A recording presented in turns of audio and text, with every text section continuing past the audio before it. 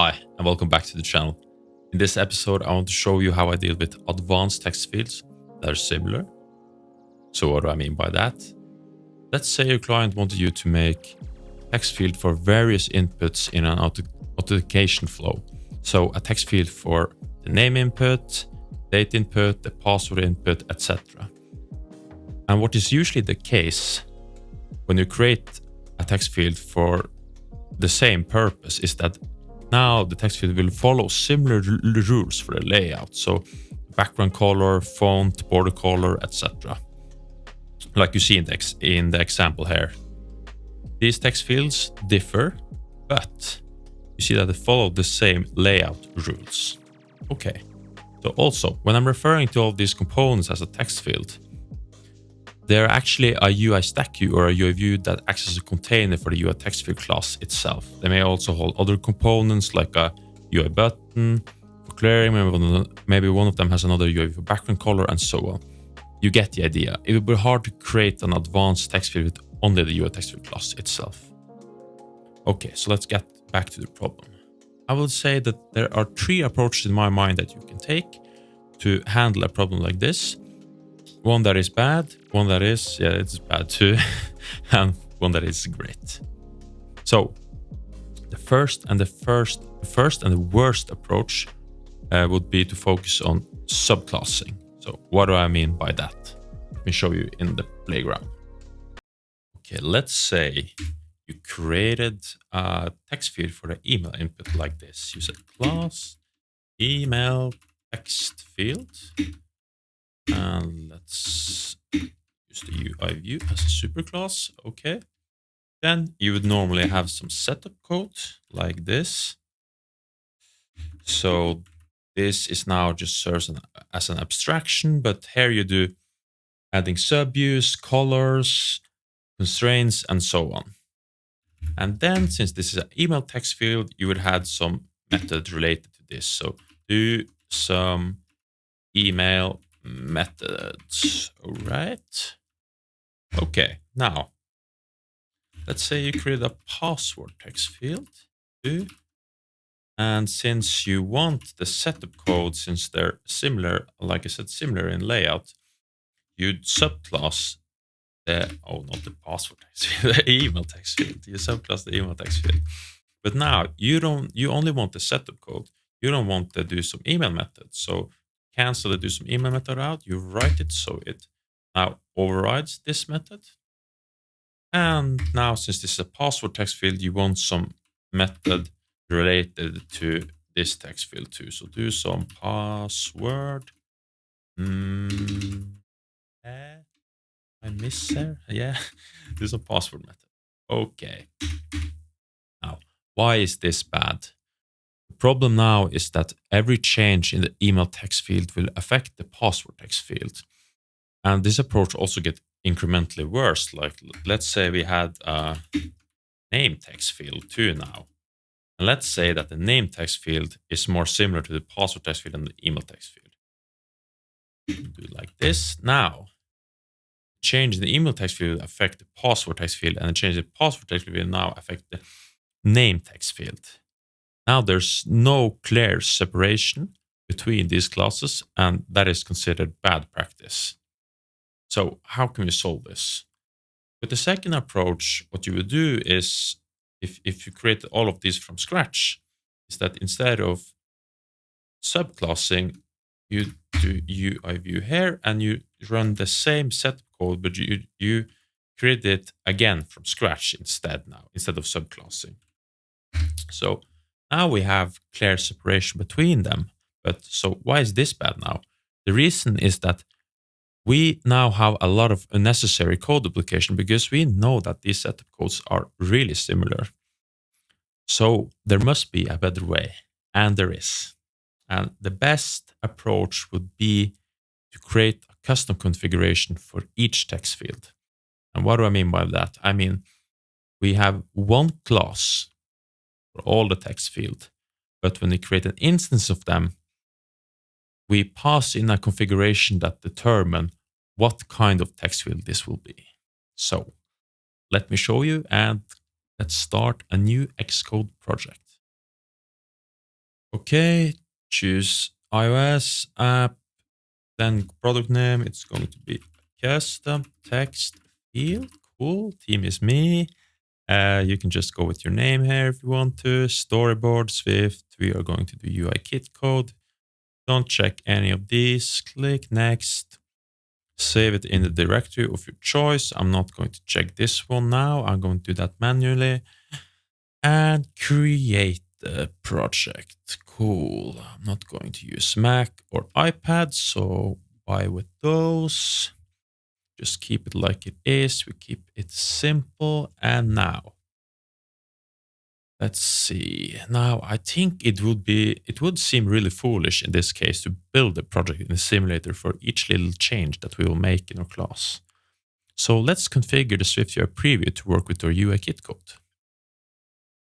Okay, so since we want to view multiple instances of the same text field, a preview for a UI view controller that displays all our text fields would, of course, improve our workflow. So, since we're good programmers, we create a separate folder for our extensions. Why did it do that? It's weird. Okay, extensions. And what you do is you do Swift file, new Swift file. You can do Command N for new file and Command Shift N for new folder. So Command N, and then you do UI view controller, which is the class that we want to extend the functionality. And then the naming convention is to do a plus and extensions. There you go. Cool. Okay. Since we need help from the SwiftUI module, we import it. SwiftUI, cool. Now, what do we want to extend? We, of course, want to extend the UI view controller class. Nice. And how do you create a preview for a UI view controller to use with SwiftUI? Since SwiftUI views are struct, we need a struct, of course, and that struct we call preview. We keep it private because we don't need it outside of this file. So to use a UI view controller in a SwiftUI preview, we need some kind of wrapper. And this struct will now act as a wrapper. And to make it act as a wrapper for a UI view controller, we needed to conform it to some protocol, and it's this one right here. Now, to use this protocol, we need to pass in some view controller. Cool. And this protocol requires us to implement two methods. First one is this, make UI view controller. We can return the view controller we pass in. And the second one is this update UI view controller, which you don't need to care about. We don't need to write any code. You just have to implement it. Now, the view controller that we pass in into this preview, we will wrap it and make SwiftUI interpret that view controller as a SwiftUI view. And if you don't believe me, I can show you. So let's create a method that is available for all our view controllers. That is called show preview, and it will return some SwiftUI view. So now if it's interpreted as a SwiftUI view, this should compile. So if we do preview and the view controller, which view controller are we passing in? We are passing in the view controller that is using this method. So you do a command B now, and everything should be fine. Nice. Really cool. Okay. Let's go and create our custom text field class now that we are going to use. Okay. So do a command and enter custom text field. Cool. And we need, of course, the UIKit library to do this. And let's see. We doesn't want this class to be subclass, so use final. So custom text field, and we're going to use the UI view as the container for this class.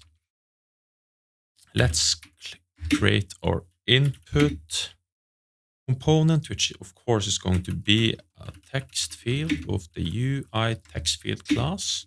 We create it by setting it to this closure, and the closure has to, of course, call itself, because inside the closure, we are creating the text field.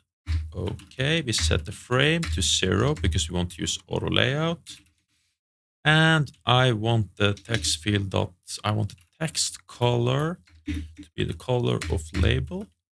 And of course, this one that I always forget, which makes my code crash, but not this time, is to set the translate auto resizing mask into constraint. And it's for the auto layout. So now return the text field. So this also compiles, really nice. Now I want a background for our text field. So let's do the same thing, but this is private because we don't need to use it outside of this file. A private lazy var text field background view. Cool. And of course, it's going to be of a UI view. Close this, and you go with let view is equal to UI view frame of 0, return the view, just so Xcode won't bark at you. And what do I want? I want the how do I want the background color? We want the background color to be equal to dot black, and we go with the alpha component of 0, 1, 2.5. So let's get a little bit a nice gray color-ish. Now I want corner radius to make this view look nice. And let's add a mask to bounce just in case. So the sublayers are clipped to this one because we want the text field to be a subview of the text field background view. Okay, cool. We set that to true. And of course, we have to get this one. Don't forget that because we want to use auto layout. Now, to do the setup manually, we need to override the initializer. Since we use auto layout again, we set it to 0. Then we run some setup code like I showed you earlier. And let's go down below here. And you, of course, have to do this required initializer when you do a custom initializer. And then let's go and create a private func setup to serve as the setup for a layout. What is the first we want to do? We want to add subview, the text field background view. Then we want the text field itself to be in front of the text field background view. So then it would make sense to add the text field itself as the subview on the background view. Okay. Then I want the background view to constrain it to the left and to the right all the way of the view. So text field background view, background view dot left anchor dot constrain equal to left anchor of this view, and this active is equal to true. I do this for the right anchor too. Let's move here and add a right anchor, and let's move there too and add a that was my mistake, and add a right anchor. Now we have constrained it to the left and to the right. And now this one is a little bit tricky, but since the text field itself has actually, even though we set the frame like we did to 0, the text field itself actually has an intrinsic content size. And with that, it has an intrinsic width automatically and intrinsic height. And we can use the height to our advantage. So now what I want is to have this background view constrained in relation to the text field. It's the text field height itself. So we have to do this top and bottom anchor a little bit backwards with the constants. Let me show you, then it will make more sense. So we go text field background view, the top anchor, and you constrain it to, like I said, the text field's top anchor. But now do the constant because we want padding from the text field itself to the background view, and we want to do it the opposite way. So we want to push the background view like from the text field itself. So instead, you do the opposite here. I set it to -9, I think I had. Yeah, -9. And you set it to is active, of course. Can't forget that. And then you do the same for the bottom. So you also do the opposite way, because normally with the bottom, when you set it to text field or bottom anchor, normally you had a negative constant here. But since we do it backwards, we get a positive constant. Cool. Now we want to constrain the text field itself.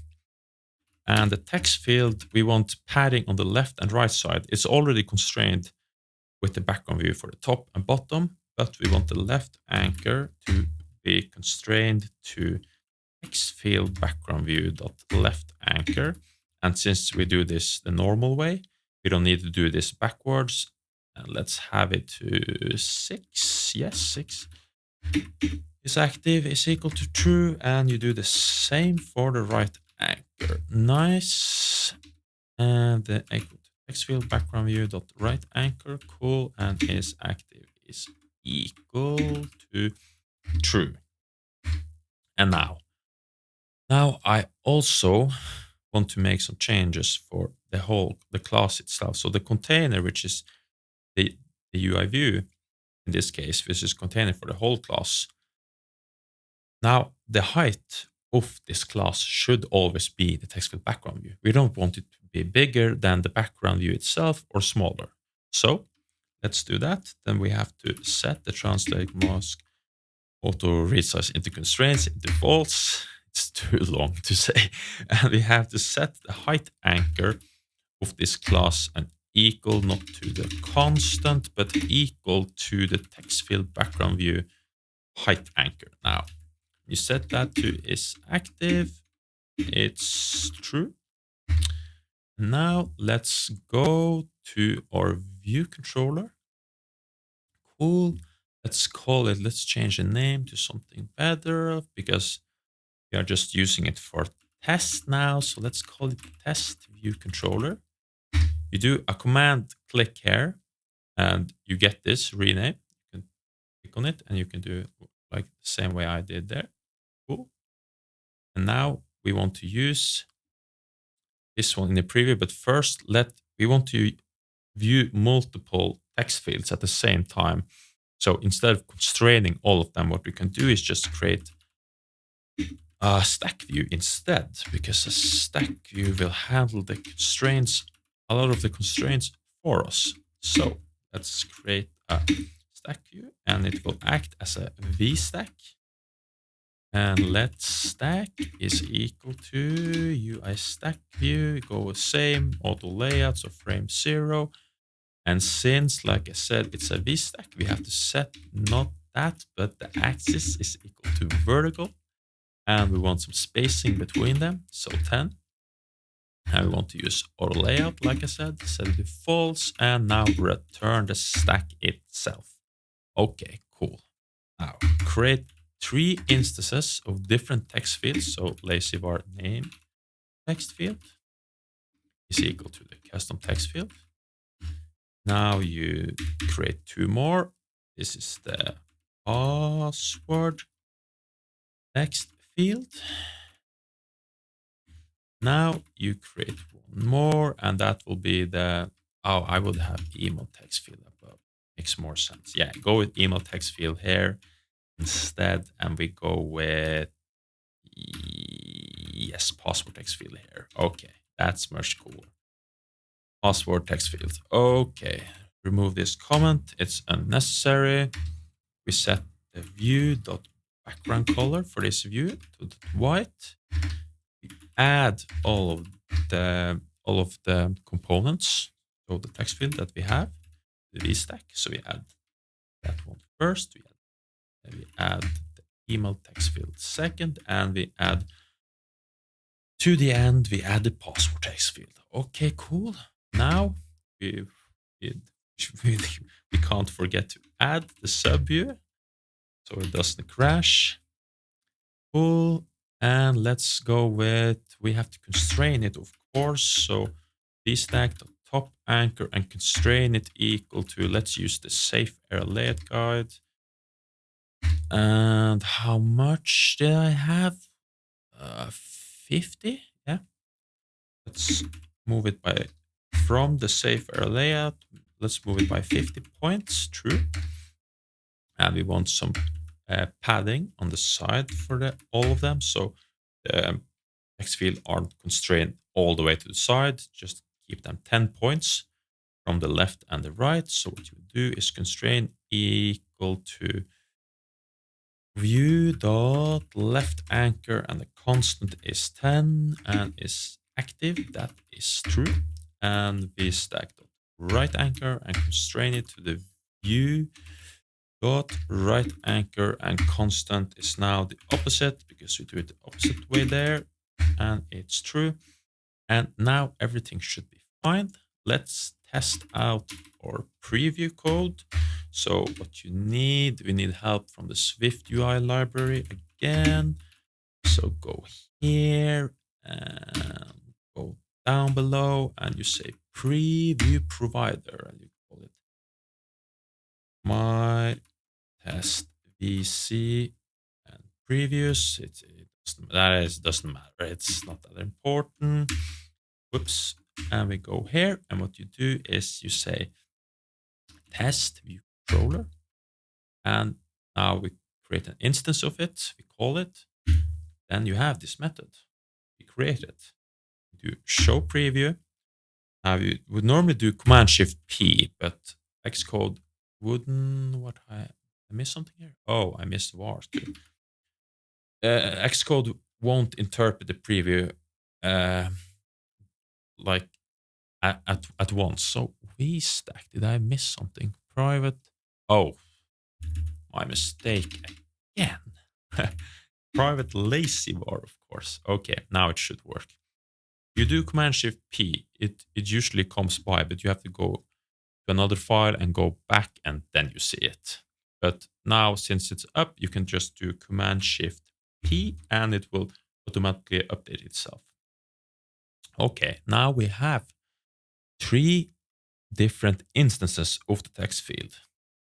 But like you see, all of these text fields are the same. There's no uniqueness to them. We call this a password text field, but there's no is secure.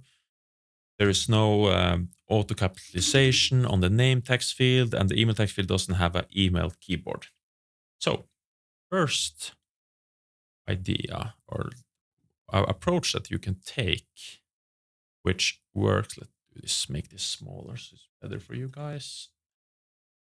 Approach that you can take that you may have seen and partially works is that, like now, we want just the password text field to be is secure.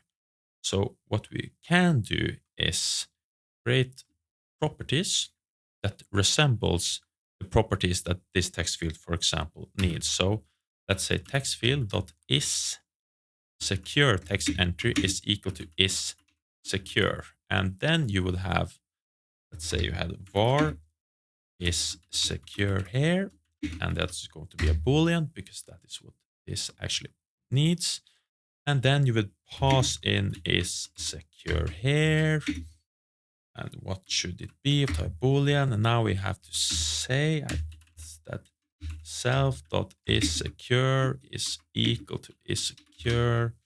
And whoops, is I right?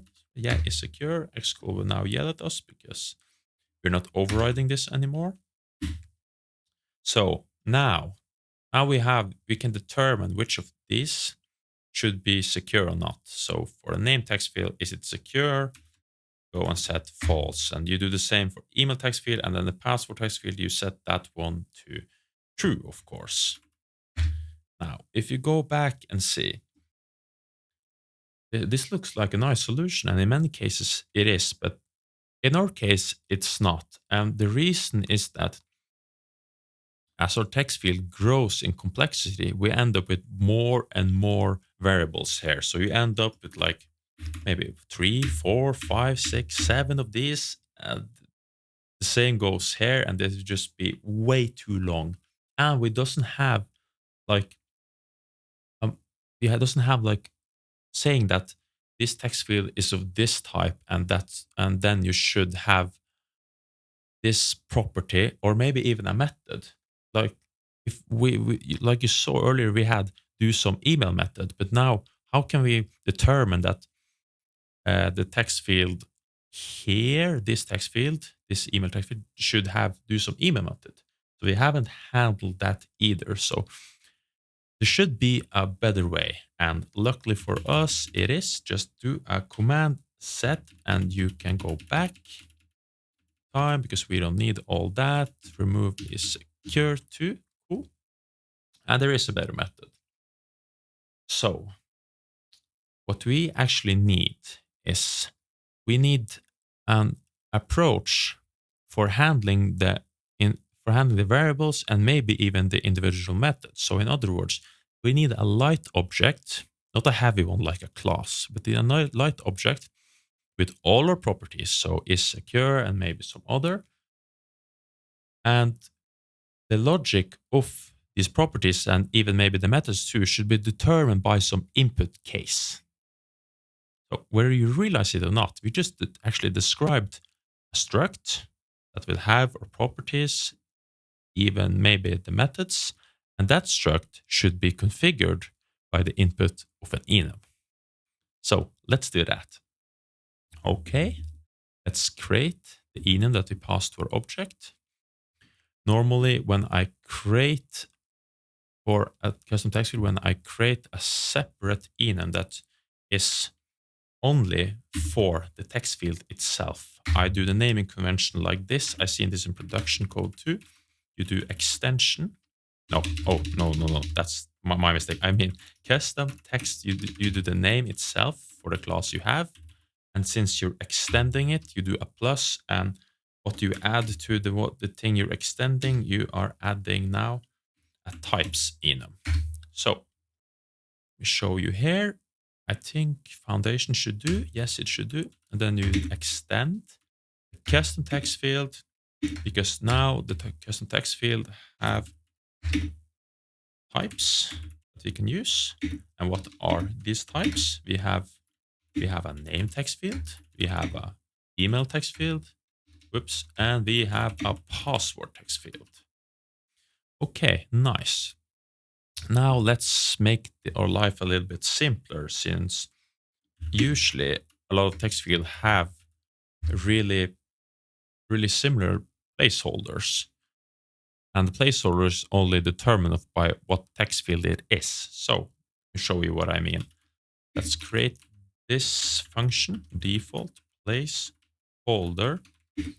We can create this in our struct, but just we keep it here because we don't need anything else to determine this default placeholder other than these three names. So what should it return? It should return a string when you call it. And if this is confusing now, you'll see in a second why I do this. So return, and then you'll say enter your, and you pass in self. And self is whatever case that we're working on. So if you have a name text field, it will of course be a name. So self will be name. And since we have string, now we can use the raw value of this case. And the raw value in our case is, why don't I get, it should work as no member raw value. Oh, my mistake. This should be inside of the enum, of course. Self now was text field. Yeah. So enter your name ... Perfect. So what this string does is that this is the same as saying this, say name. You get a string for free and you can use it as a raw value for the case itself. So when you have the name case, when you call its raw value now, it will be a string. If you have an int, you have to assign. You don't always have to assign, but if I assign 0 now, 0 is what will be here. But we want, of course, just the name itself and use it in the placeholder. Okay, cool. And now we need the configuration object. And I said that the configuration object should be a struct. So let's do the same thing here. Like I said again, I also seen this in production code. You do a custom text field, and then what do we want to extend it with? We want to extend it with a view model. Now, this is a little bit debatable, but it isn't that important actually. Now, I've seen people use, in this case, when they're configuring an object, they use the name, and instead of plus, they just say item view model. You can do that too. You can, yeah, just have custom text field view model itself. But when I want to extend a class that I'm using and just have a configuration object, I like to use view model. And like I said, I've seen this in production too. So now this view model will not serve as a layer between uh, injecting some dependencies and calling some data and so on. No, this view model the purpose of this view model is to hold the properties and to take in this the enum case that we have here, and to use that enum, one of these enum cases, to create a configuration that we can use in our custom text field.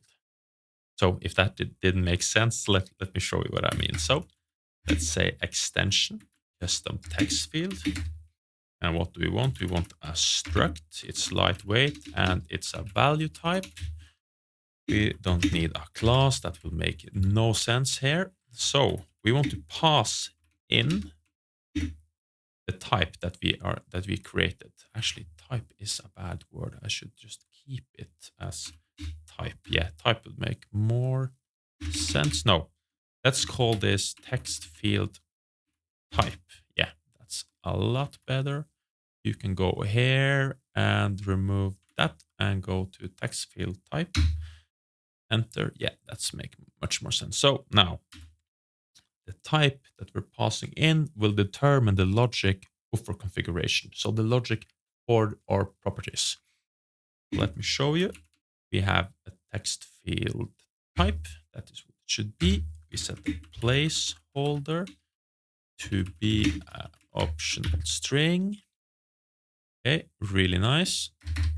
And now we create a custom init. You don't have to do that, but in our case, I want to make a default placeholder. So if you don't pass in anything for the placeholder, it will use the default one. So if placeholder is equal to nil, you don't say any placeholder, then we will use the default placeholder.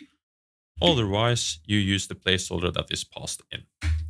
There's numerous ways of doing it. It's just for convenience. This is the one that is the most important. Okay, so let me show you what I mean by configuration. So now, let's say the is secure like we had earlier. And it should be a boolean, and let's use it as a computed property. Now, since we have access to the type, we can check, is it a password? If it's a password, then return true. Otherwise, return false. How convenient. Let's go with the keyboard type. If it's UI keyboard type of type UI keyboard type, let's see if... No, we can switch on it. Switch will be nicer here. Switch on the type.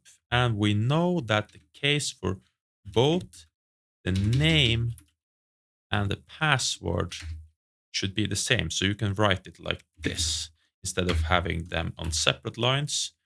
Case, password, then you return the default keyboard, of course. And then when the case is an email, you want to return the email address. I think we need UIKit. I'm pretty certain of it because of the UI keyboard type. Yeah, now it compiles. We handle those error later. Let's go and it's a name text field. What you want is auto capitalization for each word. So let's make that too. And you go with UI text auto capitalization. Yeah. should be right.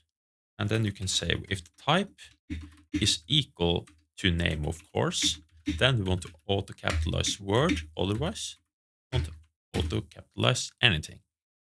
Okay, cool. Let's now implement this. This will be really nice. Okay.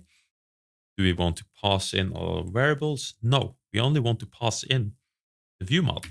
Okay, then you say private var view model. And what is the type? Is the view model. That was nice by instead of creating a separate file outside of our class, if you extend like we have done here and you have the view model inside the custom text view class, what is nice is that you can always name it just view model.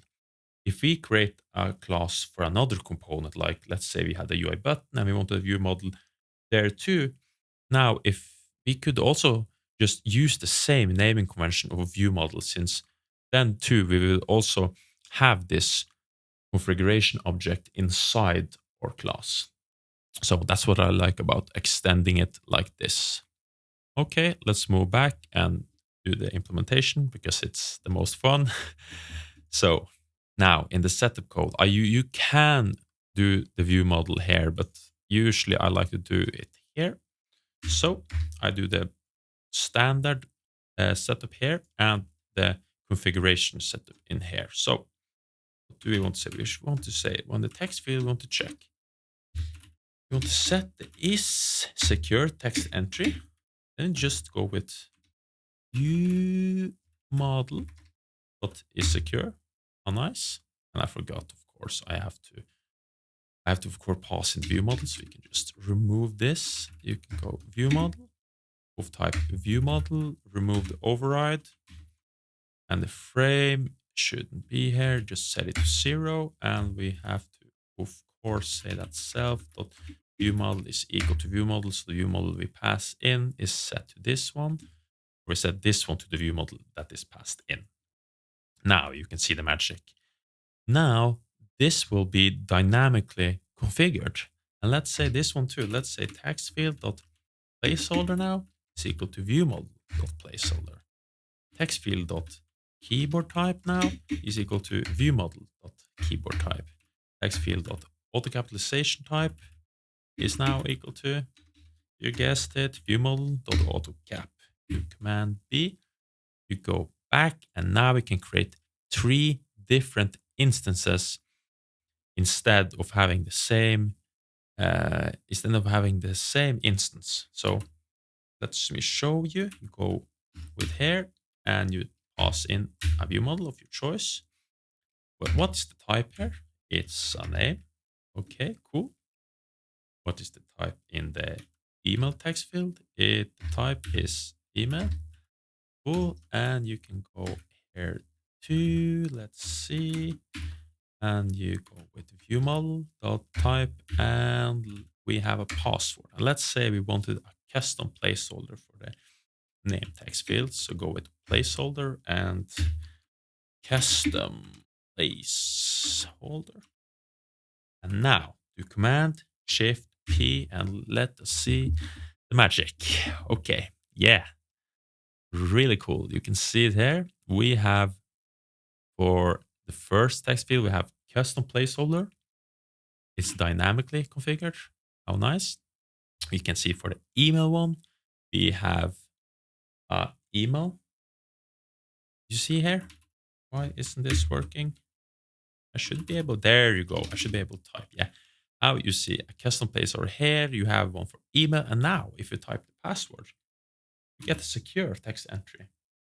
And here you see too, we get auto capitalization for the words. And we don't get it. We have default one for the email. This is exactly what we want. Okay. Really nice. But now you might ask, but what about states? How do you handle states now? Because now we just handle the input configuration. But what about states? And if you think about states, they're actually a list of possibilities, which is exactly what a enum is. So let's create it. We follow the same naming convention. we do a custom text field and we add a plus sign. And what is the state we want to create? We want to create a focus state in this case. As an example, boom, you have that one here. Let's go and extend the custom text field. And you have enum focus state. Enum focus state. And you have case.active. And we, of course, will have case and an inactive state. Now, since we don't need the type itself to determine the state, we only want to know, is it focused or not focused? We don't need help from the view model. So if you need the help for the view model, I would pass in this state into the view model, but we don't need it. This is enough to determine whether is it focused or not. So let's use this enum and not make the same mistake as I did earlier. So let's set the computed property here, border color.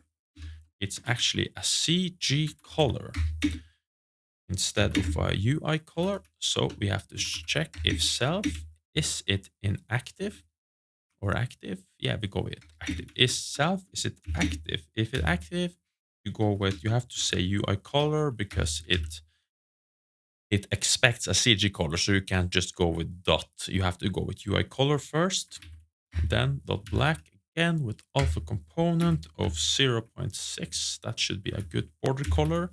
And you say CG color. You should need that. And then if we don't get it, just set it to none. That should work.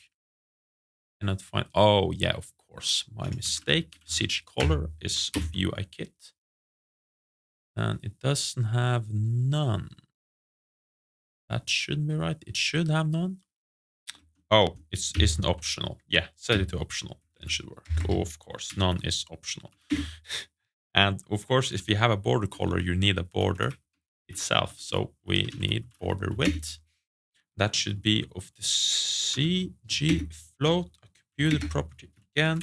And you check if self, is it active? Then it should be 1.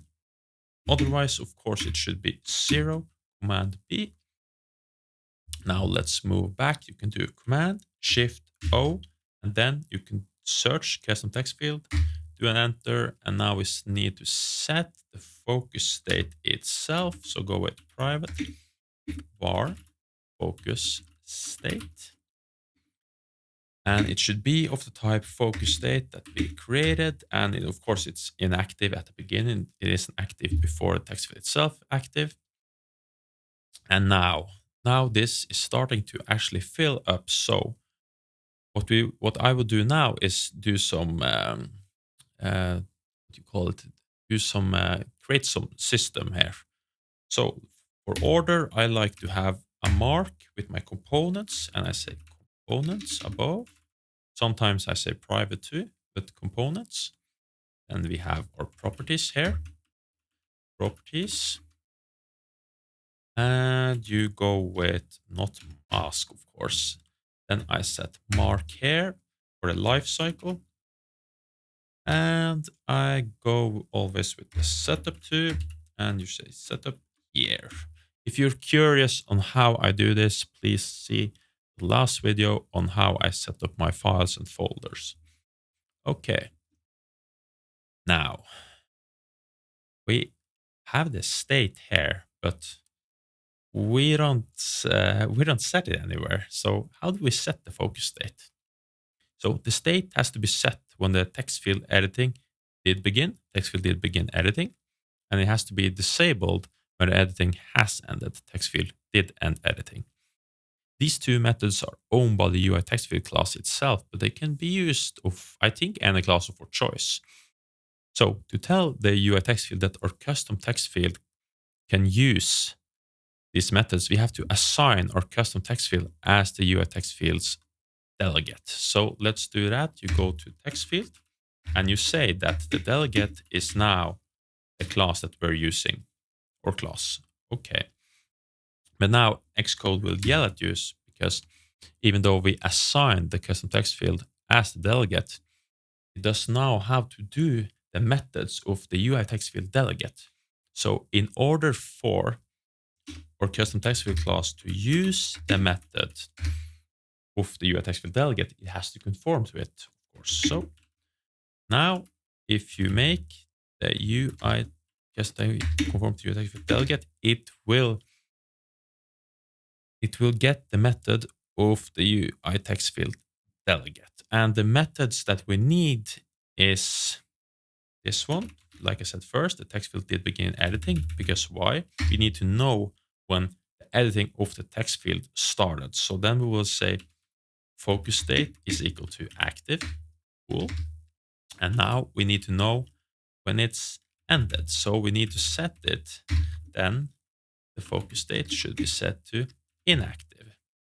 Also convention here, because we're extending, I usually do a mark and a UI text. I like to do extending here when I conform to some delegate and add the name of the delegate itself. So now whenever this text field calls its delegate methods, or custom text field class now will be notified because it's set to it. And now our custom text field is also capable of handling the methods of the UI text field delegate. And when text field did begin editing, the focus state is active, and when it did editing, the focus state is inactive. But now nothing happens when the state changes. Like, we just toggle this variable. So we need to absorb this property. So how do you do that?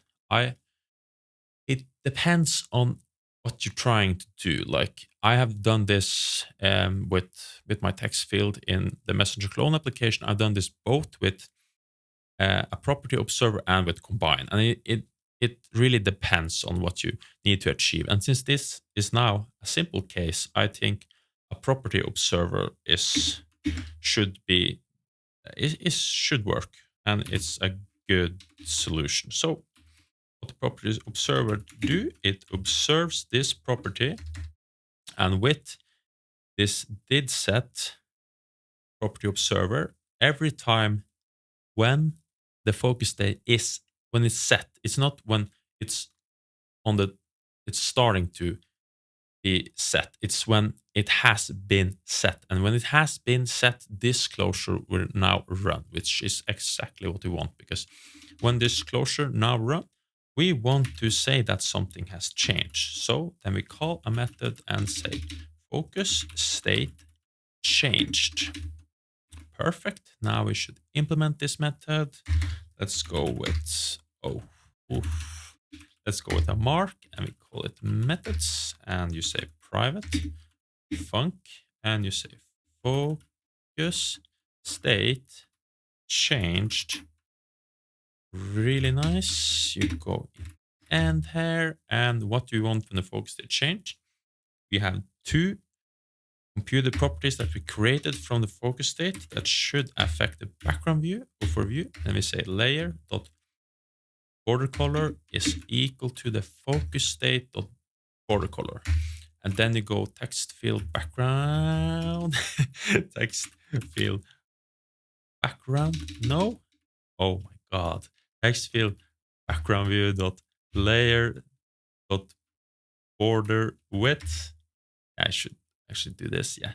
And it's equal to the focus state dot border width. Now let's see the magic and go back to our test view controller, and you do a command shift P, and let's now see the focus state in action. Okay, you see it here. You tap the custom placeholder. Nice. You go to the one below, you get the focus on that one. Oh, great. Now we both have a custom configuration that is scalable, because if we want now to do some other configuration, if you go back to our view model here, custom text field view, come on, custom text field view model, go back to it here. It's so easy, just add another property here. And in our custom text field, if we want to do something other, maybe another method or something, we have also access. If you go here, you can see we also have access to the type. So we can use the type here too.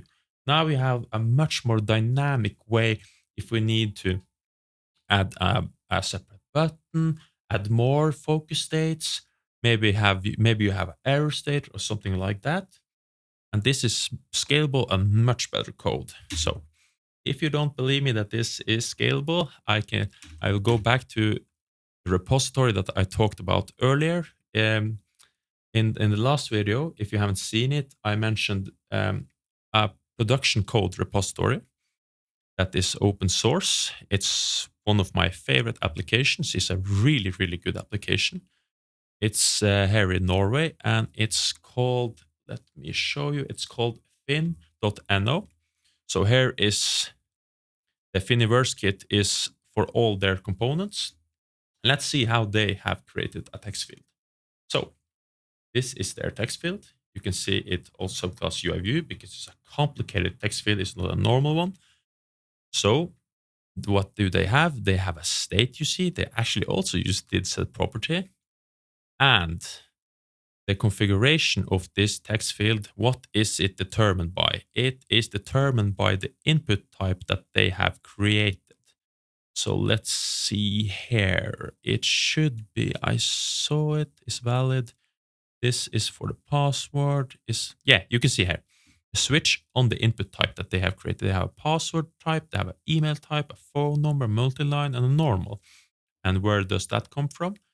You go to text field and you go text field and input type, and you can see that they have created an enum, and you can go with an enum too in our case because we haven't implemented any methods in the view model. So an enum also would do, but I like to have it as a view model because it's very likely that I implement more. And then having an enum as a case for to determine the configuration of the view model, I find it easier than to have another struct as well. But you can go with this too. It's the approach that matters. And you can see the approach here is really similar.